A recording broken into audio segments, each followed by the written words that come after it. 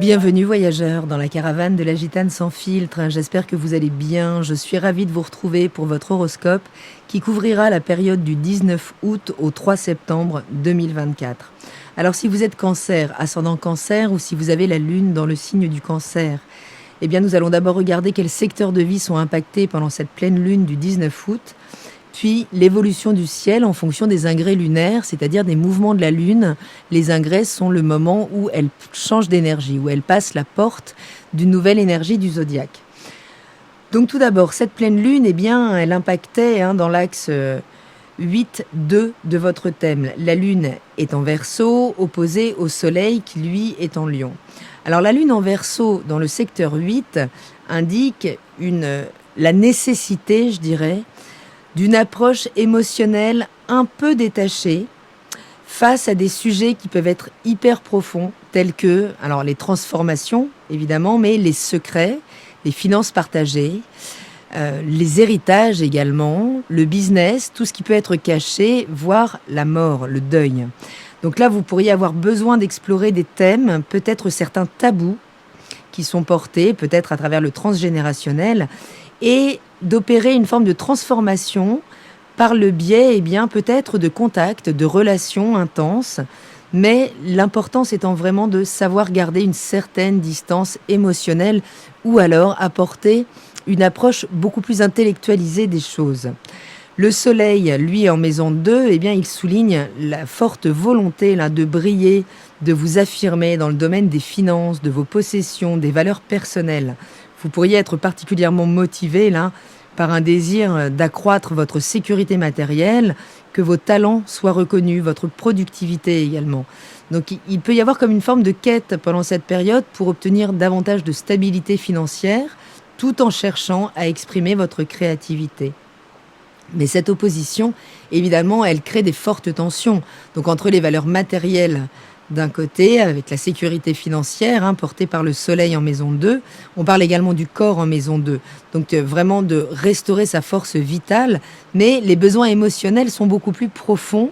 Les transformations, là, peuvent être assez intenses, puisque la lune en maison 8, elle va vraiment brasser les couches de fond au niveau de notre émotionnel. Donc vous pourriez vous sentir tiraillé pendant cette période entre le besoin de contrôler vos ressources matérielles, physiques, et l'exploration de dynamiques de pouvoir en maison 8 dans les relations intimes ou dans les finances partagées. Le soleil, il est également conjoint à Mercure qui est toujours rétrograde pendant cette période et à Vesta, l'astéroïde Vesta. Donc la conjonction soleil-mercure en maison 2 suggère vraiment une réflexion intense sur les finances, sur les possessions, sur les valeurs personnelles. On vous demande peut-être de mettre en stand-by certains engagements, certaines signatures. Les choses peuvent être réévaluées pendant cette période. Vous pourriez d'ailleurs vous-même réévaluer vos priorités matérielles et repenser votre manière de gérer vos ressources. Peut-être revisiter certaines décisions financières passées qui demandent là à être revisitées. La présence de Vesta, elle intensifie notre dévouement. Et ici, ce dévouement, il est autour de ces questions de sécurité matérielle et de valeurs personnelles. Donc là, vous pourriez vraiment vous concentrer avec passion à la gestion de vos ressources, à la protection de vos biens, en cherchant aussi à purifier ce secteur, à purger peut-être ce qui est nécessaire pour pouvoir vous concentrer sur l'essentiel. Cette lune et ce soleil, les deux luminaires, sont au carré d'Uranus en taureau, qui est en votre secteur 11, le secteur de vos relations, de vos réseaux, qu'ils soient amicaux, qu'ils soient sociaux, que ce soit des projets collaboratifs ou associatifs. Vous pourriez là être confronté à des changements soudains ou imprévus, peut-être dans vos relations amicales ou dans vos réseaux ou au sein des groupes, comme je le disais, ce qui pourrait venir essayer de perturber votre équilibre émotionnel, mais également peut-être votre sécurité, vos valeurs personnelles et votre sécurité matérielle, puisque ce double carré là, montre que vous pourriez avoir certaines impulsions là pour gérer tout ça de manière plus originale. Mais ça peut opérer quand même des changements assez brutaux au niveau des relations sociales. Vous pourriez ressentir là une certaine pression pour vous adapter à des situations, donc en lien soit avec des amis, soit avec les réseaux sociaux, projets collaboratifs. enfin tout ce qui va concerner donc ce secteur 11 et qui pourrait effectivement faire face là à des situations imprévues et qui pourraient venir peut-être perturber un temps, vous mettre en tension avec votre sentiment de sécurité matérielle. Saturne maîtrise également cette période, puisqu'il est également maître du Verseau, et il rétrograde toujours en Poisson dans votre secteur 9. Il est en plus opposé à Vénus, qui est donc en Vierge, dans le secteur 3. Alors Saturne rétrograde nous parle de nos auto-limitations. En maison 9, ça nous parle de la nécessité, là, peut-être de réévaluer certaines croyances, une certaine philosophie de vie, peut-être certaines ambitions liées à l'éducation supérieure ou au voyage. Donc là, vous pourriez sentir limité ou freiné dans votre quête de connaissances, peut-être de spiritualité, mais ce qui pourrait finalement vous inciter à revoir certaines aspirations à long terme. L'opposition à Vénus en maison 3, eh bien, elle crée une forme de tiraillement entre des responsabilités ou des limitations, perçues donc dans les domaines académiques ou spirituels, et les désirs de communication, de relations locales. Relations de proximité en maison 3, on parle de la relation aux frères et sœurs, on parle également de la relation aux voisins. Donc il peut y avoir un tiraillement entre certaines réalités quotidiennes à travers la communication, à travers donc ces relations de proximité, peut-être des déplacements de courte distance. Alors ce secteur pourrait occasionner aussi des dépenses peut-être imprévues qui viendraient frustrer là une dynamique en termes de projection dans cette maison neuve, donc en lien avec la philosophie, les études supérieures ou les voyages à l'étranger. Saturne est au carré de la conjonction Jupiter-Mars qui est dans votre secteur 12. Donc ce carré là nous parle d'une autre tension. C'est quand même une période là vraiment tendue à tous les niveaux. Et en maison 12, cette expansion, elle appelle vraiment à savoir vous concentrer sur des moments de retrait, voire de retraite, qui peuvent être des retraites spirituelles ou autres, mais il y a l'idée là de pouvoir expandre votre contact à des zones beaucoup moins conscientes, à pouvoir vous relier à vous-même beaucoup plus en profondeur. Mais ce carré, il peut amener là des défis concrètement. Alors, en lien avec des zones cachées ou avec le subconscient, là, peut-être. En tout cas, vous pourriez être confronté à des obstacles invisibles, à des énergies refoulées qui viennent perturber votre progression, là, notamment dans ce domaine spirituel ou philosophique. Vénus en maison 3, comme je le disais, au carré Jupiter-Mars en maison 12, suggère donc des tensions entre les désirs de connexion, de communication. Vénus en maison 3, elle essaye d'harmoniser son environnement de proximité et ses forces-là subconscientes ou cachées en secteur 12 qui peuvent venir perturber ces relations peut-être. Donc là, vous pourriez avoir du mal à exprimer vos sentiments ou à établir des liens harmonieux en lien d'une forme de pression interne, d'une autocensure interne ou de conflits non résolus. Donc vous pourriez là vraiment traverser une période de transformation intérieure intense, avec la nécessité peut-être de revoir certaines valeurs, de plonger à la source de ce qui peut créer une forme d'obstacle à l'émancipation financière, matérielle, il y a des choses qui doivent être surmontées là pendant cette période pour trouver un nouvel équilibre. L'idée, c'est de réévaluer vos priorités matérielles, absolument. C'est le moment de revoir vos investissements, de simplifier vos dépenses, d'aller à l'essentiel, de réévaluer ce qui est vraiment important sur le plan matériel. Il y a l'idée aussi de gérer vos tensions sociales, donc adopter une approche la plus flexible possible, accepter que certaines relations évoluent de manière imprévisible. Vous pourriez également intégrer davantage d'aspirations intellectuelles dans vos réalités quotidiennes. Il y a l'idée là de travailler aussi sur des blocages internes importants qui pourraient vraiment vous permettre de débloquer des choses et d'améliorer votre communication, y compris la communication de vos émotions. Mais il pourrait y avoir des malentendus à clarifier encore pendant cette période pour vous apprendre à exprimer vos sentiments de manière constructive. Ce sera essentiel pour maintenir des relations harmonieuses. Donc essayez de mettre un maximum de conscience finalement dans cette période en travaillant sur vos tensions internes puisque vous pourriez faire ressortir de cette période une meilleure compréhension de vos valeurs profondes et à partir de là créer une plus grande stabilité émotionnelle et matérielle.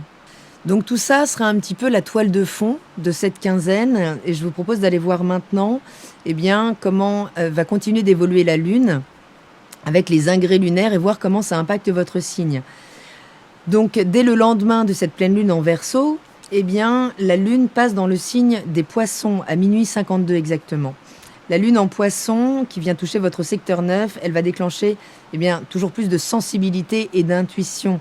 Vos besoins émotionnels seront axés là sur plus de compassion, d'empathie.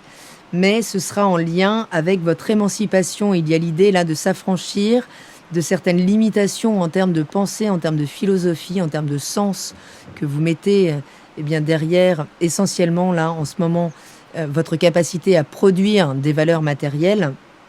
Mais ce sera une période qui vous sera particulièrement favorable pour adoucir un petit peu les choses et pour entrer peut-être dans plus d'empathie vis-à-vis de vous-même, donc vis-à-vis des autres également.